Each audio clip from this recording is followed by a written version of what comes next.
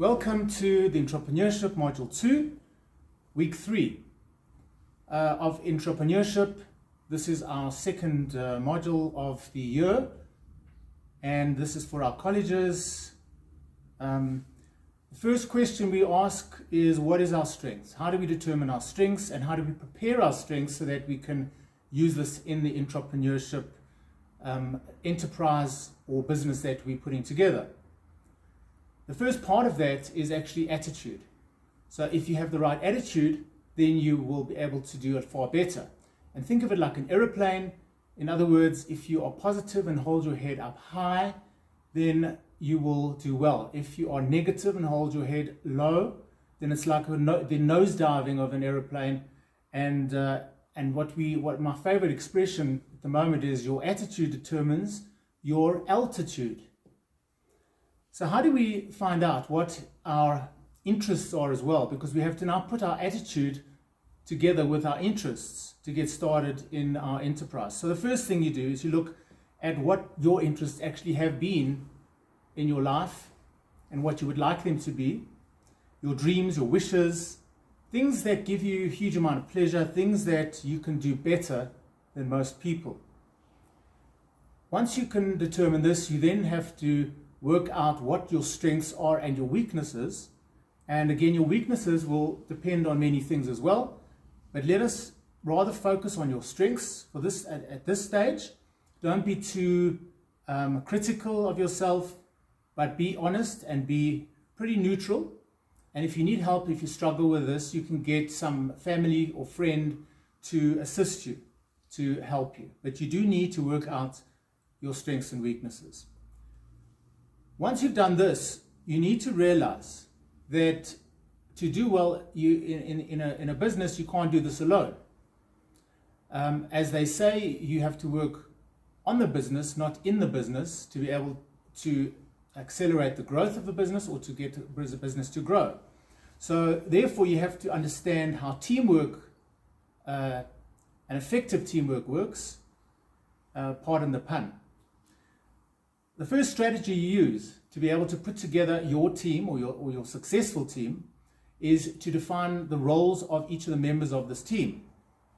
So for example, you might have someone who's very good at putting notes together in terms of taking notes and a bit of research. You might have one who's very good at selling. You might have someone who's better at communicating with people, etc. So put people into the various roles in that business, in your team. Then what we do is we try to make sure that no two people are having a fight or an argument or repelling each other's suggestions. So in other words, try and get a team that works well and cohesively together as well. And try and make it a good combination of people who are positive or people that have got the same dreams, the same goals as you, and are willing to share and help. So the important thing, therefore, is to share responsibility of the overall success with the team. So in other words, if the team do well, you do well. If someone else in the team does well, all of you do well. So you need to realize, you need to make the team realize that everything that they do and everything that you do are going to determine the overall success of this project or this business. How do you do this? First of all, you involve them in decision making. So for example, you're not going to just suddenly do something that will affect all of them. You ask them and you ask their opinion and you get them to also make certain decisions. Another thing is you tell them, listen, give me your advice as to how things can improve. Another thing you can do is you can say, give me some feedback on some of the good things and the bad things that you've seen in the business. You can also share some of the responsibilities. For example, if you have certain problems, setbacks, and difficulties, you can also share that. Tolerating each other is very important because there are always going to be certain personality clashes. And of course, you must insist of a mutual respect in the team. And this is extremely important. If there is a lack of respect within the team, this is a major problem. And this has to be sorted out. And the other thing, of course, is everyone must have time for each other. In other words, if you're part of a team working together, people in this team must make time to be able to work things out, discuss things, put things together, etc. Okay, that's your own team. The next thing that's very important is networking. Because even if you have a team that has certain functions that are excellent or certain abilities and strengths that are good, you also still need to have a network. And therefore, all entrepreneurs or people that are successful in business will not do this alone, but will work within a network. And these people that you find are not only the decision makers in the companies that you are approaching, but these are the guys that secretly are determining the success of their own businesses as well, and the businesses that they work in. If you can find these particular people, then you are going to be in a very, very good position to use them to grow your business. So the advantage then of networking is to get these very influential, very strong, very connected people into your business, so that you can have a lot more pull, a lot of power, a lot more decision-making ability. Now, how do you start building this network? Well, the first thing is to join clubs and organizations. Certain clubs, like, for example, business clubs, there are definitely business networking clubs. There's churches, sports clubs, and you have your own friends. Now, don't ever disregard your friends, because your friends are essentially your best avenue very often of networking, and they're the ones that trust you and you trust the most. Other places of networking would be meeting places. There are certain restaurants, certain coffee shops, certain places that people go. Those are very good places to network and meet people. Now let's get on to building the team strengths, because remember, even if you have discovered a good combination in your team, it is still very good to build your team. And to do this, you have feedback, you have to be honest, you have to know that there is going to be some criticism. You need to also be able to socialize together. In other words, it's not always work, work, work. You need to have a little bit of fun as well. And it's very good to celebrate things when they occur. So, for example, if you sign a deal, or there's a very big award that you won, everyone should celebrate these together and live in that moment together. So have fun.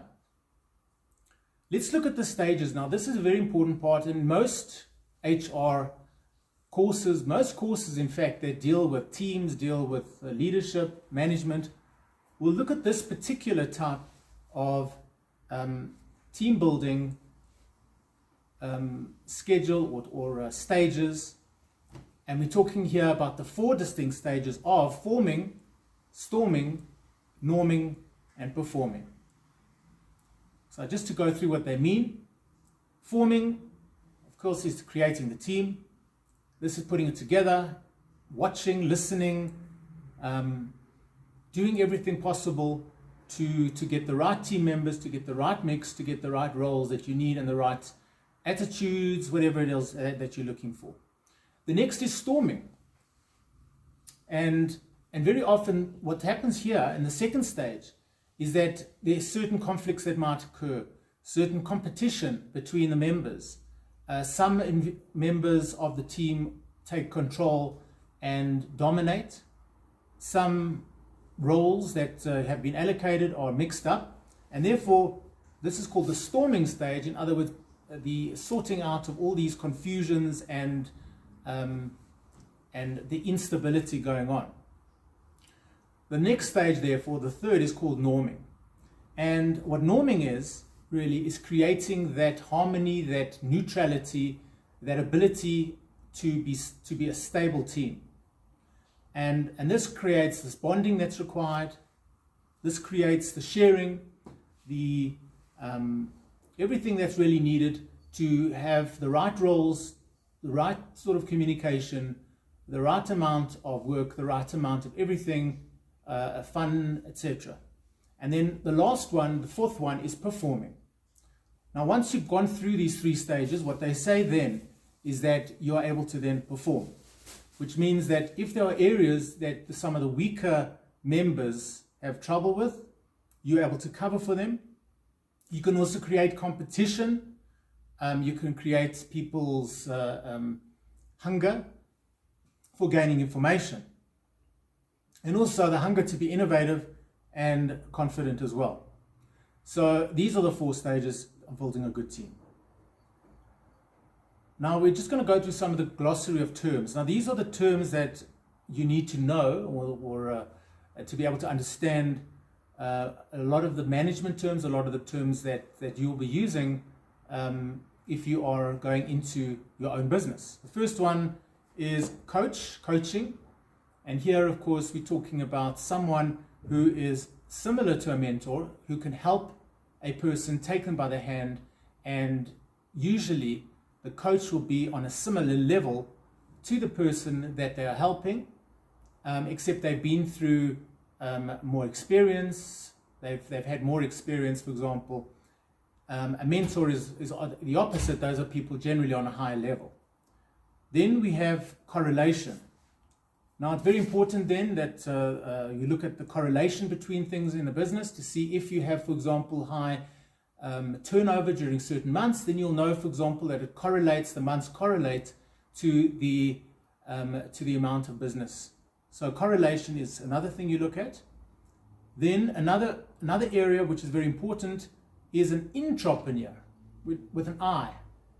And an intrapreneur is an entrepreneur working in an organization. In other words, not their own, but in another organization or in another team. But they have the characteristics of the entrepreneur. So these are people, for example, that are the go-getters, the forward thinkers, the innovators in the business, that are able to then act like the entrepreneur, but they are obviously not working for themselves, but they're working for the team and for the business.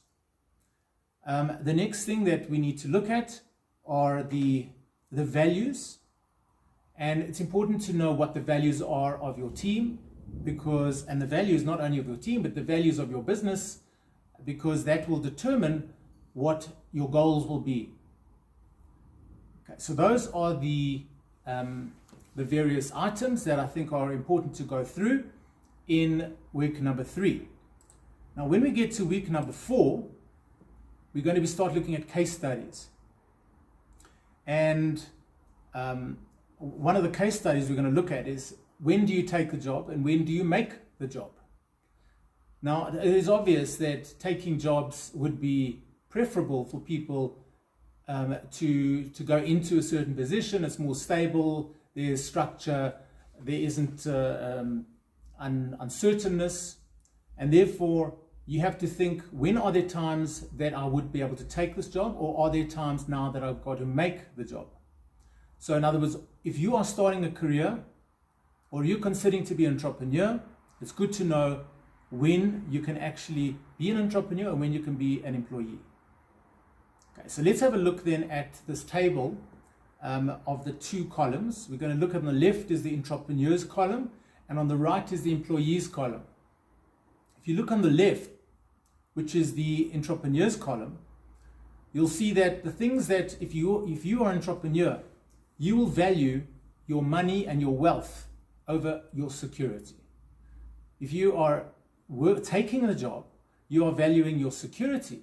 In other words, you're never really going to be that wealthy, but unless you reach the very, very top and pinnacle of that business, or ownership within that business, if you're an entrepreneur, then sometimes you're going to have to go without payment. And this is really the difficulty, because it's a series of months perhaps, or work, or hard work, or tough times that will generate what you need in the long term, or even in the medium term. While, of course, if you are an employee, you're going to be getting regular paychecks, however small they are.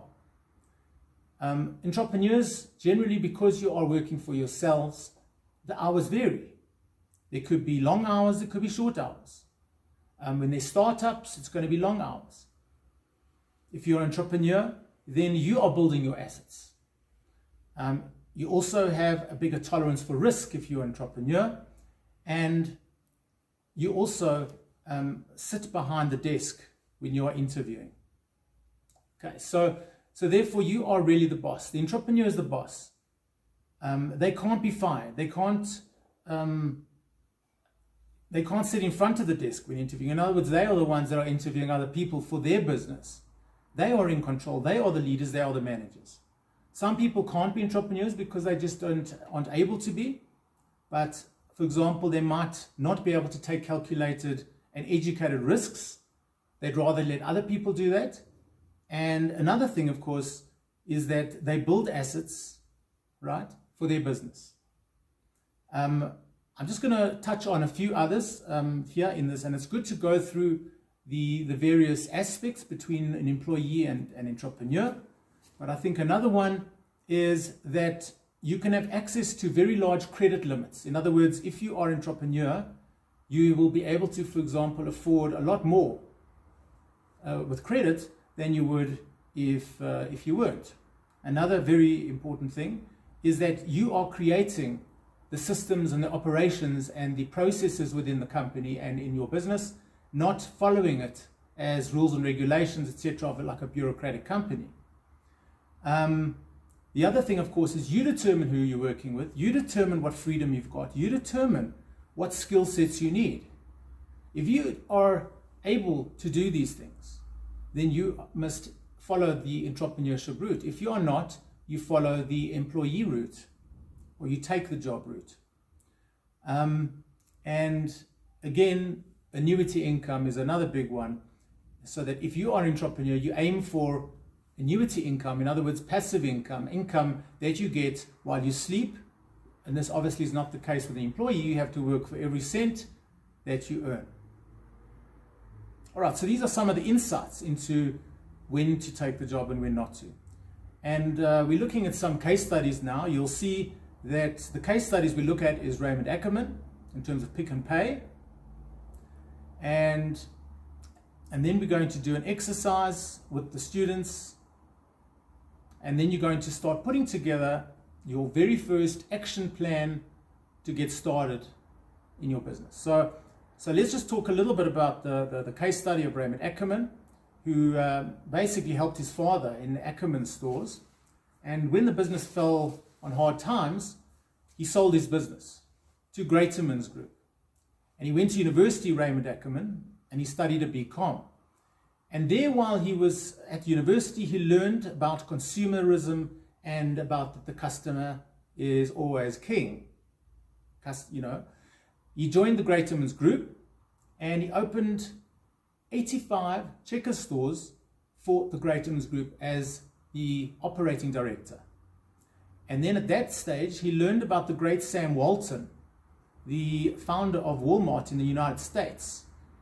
And even to this day, the Walton family all over the world are one of the wealthiest families, and the people within that family are all multi-billionaires. So he learned, that was one of his mentors that he had, and he learned from him about mass merchandising and also cut price retailing. So he therefore was able to merchandise things in bulk, and the other things that the big retail stores these days, supermarkets, hypermarkets do now, but that was all new at that stage. And he opened these Checker stores in the 60s, and he convinced everyone that this was the future. This is where retailing was going. And of course they listened to him. And his bosses, after he was fighting, for example, for better prices and selling in bulk, didn't like his innovative and creative ideas. And what did they do? They fired him. Okay. So he's an entrepreneur, as we know. So he decided then to learn as much as possible and quickly, so that he would then go and learn to open his own supermarkets and do what he was preaching. In other words, he was going to now act on what he had learned and do exactly what he had said. And that's exactly what he did. He worked behind the counters in all the various areas in these big supermarkets in the United States, the fish shops, the delis, the bakery, etc. And when he got back to South Africa, he then got help from his friends and his family, and they were his angel investors. They were the ones that gave him money to continue and start with this business, because they believed in him and his vision. And to this day, many of Raymond's Ackerman's friends and family actually are in this business, in the Pick n Pay business. He started this first business, Pick n Pay, in Claremont, Cape Town. And this is exactly what he did. He did cutting prices, and then, as you know, he grew the Pick n Pay name to over 300 stores, and he's been rewarded for many by many of his contemporaries as one of the best retailers ever to work in this country and to set up as an entrepreneur in this country. Okay. His big advice to everyone was, if you can dream it, you can do it. So if you are now looking to do something, now again, you might have an idea or a vision that you want to do. So think of that vision statement. Think of exactly what that vision will be, like Raymond Ackerman did when he envisioned this retail store being the way that we have today, instead of what the corner cafes were. Now, that is what you dream. You put that vision into place and into a picture, and you write down and describe it. Okay.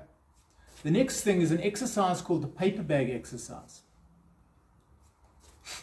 And here what you do is you decorate a bag, and the outside, right?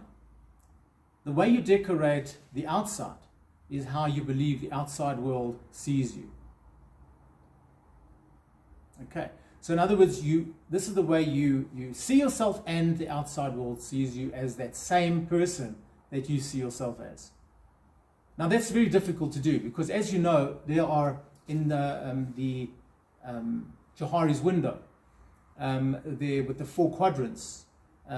This is not really part of the course. This is part of a management course, but in the Johari's window, we have the various quadrants, one being what you know and what your people outside know, what you know and people outside don't know, what you don't know and they don't know, and then what you know and they do know. So this is essentially what Johari's window is, except you're looking at what you know and what you think other people know as well. Okay. Then what you do is some things you don't want people to know. Okay. Some things you wish that you could be like, but you're not. And sometimes you can even secretly believe that this is how you are, but no one would actually believe it. And also you might have a secret admiration for some mentor or person that's done very well. Okay, so that's essentially what they do now, is they take these pictures, and these pictures represent the various type of things that you have of what I've just mentioned. The worries that you carry about, your goals, your aims, the way you see yourself, the way you want to be. And once you've done that, the final exercise here is to do your personal action plan. And the first question in the action plan is, I'm starting from somewhere, I'm good at these things, and I can do them more often. So put down those things that you're good at and the things that you yourself are able to put together. And here I'm talking really about in areas of interest. Then you've got the second area, which is you can learn this. And you can then, once you've learned that, you can then use it in your business. Okay, and here are the things obviously that you would like to learn, things that you need to learn to help you. And even if there are things that you can't learn, these are the type of skill sets that you would want to get then in your members or your team. The third thing is, if there are difficult steps In other words, here are some short-term goals.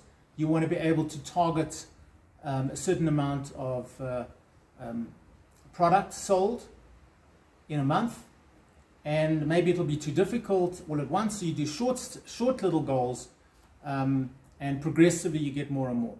And put down some of these steps to get there. And then the other thing, of course, is that when you reach these so-called milestones, in other words, these small goals that are achieved, then you should just reward yourself or congratulate yourself, or just make sure that you have a certain time to reminisce and to think about what you've just done. And the last step is choose your long-term goals, your long-range goals. Okay, and put down what these goals will be. And again, all these action items, as we talk about this personal action plan, are things that you want to do in terms of your business, in terms of your personal life. And of course, write that down, what these visions are. Okay, so this is the week, the entrepreneurship week 3 and week 4. I suggest that when the exercises are done, that you make sure that you give feedback to the learners, to the students, and that you help them in terms of areas maybe that they are finding it difficult to put certain things together. Okay, so that's the entrepreneurship course. Another thing, of course, that you need to do is to tell them that competition and criticism sometimes is good. And also you need to tell them that sometimes you're going to struggle, but that doesn't mean you're going to give up. You're going to get up and continue. Another thing is, don't think that you are going to fail. Always think you're going to succeed. And if you do fail, then you will get up and say, well, I'm going to do it this time. Another thing that you're going to be doing is get advice and get help from mentors and coaches and people that you want to emulate and be like. And then another thing is, you want to start your business with your long-term goal in mind.